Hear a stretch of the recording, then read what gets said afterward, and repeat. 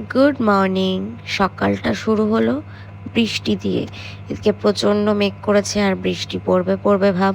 আর আমি এদিকে একটু ব্রাশ করে দেন চা খেয়ে নিলাম। চলে গেলাম স্নান করতে।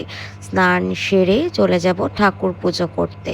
আর এদিকে আমি আজ সকালের খাবারটা স্কিপ করে গেছি, কারণ আমার একদম ইচ্ছা করছিল না খেতে, সেই জন্য খাওয়া হয়নি আর। তো এদিকে ঠাকুর পুজো করতেও চলে এসেছি।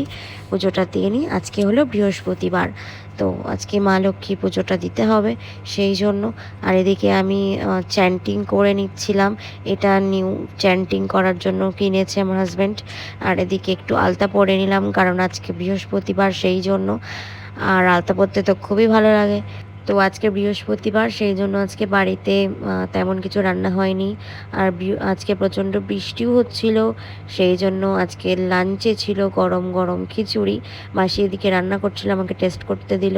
আর দুপুরে দেখো খিচুড়ি, তারপর আর বেগুন ভাজি ছিল। আর সন্ধ্যায় উঠে একটু চা করে নিলাম আমাদের দুজনের জন্য, কারণ বাড়িতে আজকে কেউ নেই, সবাই বেরিয়েছে। আমি আর আমার হাজব্যান্ডই আছি বাড়িতে, সেই জন্য দুজনের জন্য একটু চা করে নিলাম। তো চা আর সাথে ডার্ক ফ্যান্টাসি। তারপর অনেক দিন পর একটা মেকআপ ভিডিও শ্যুট করলাম, এই লুকটা করেছি, তোমরা জানিও কেমন লাগছে। আর রাতে আজকে তেমন কিছু ডিনারে ছিল না, ডিম সেদ্ধ, ডাল সিদ্ধ আর আলু সিদ্ধ খেয়ে ডিনারটা কমপ্লিট করলাম।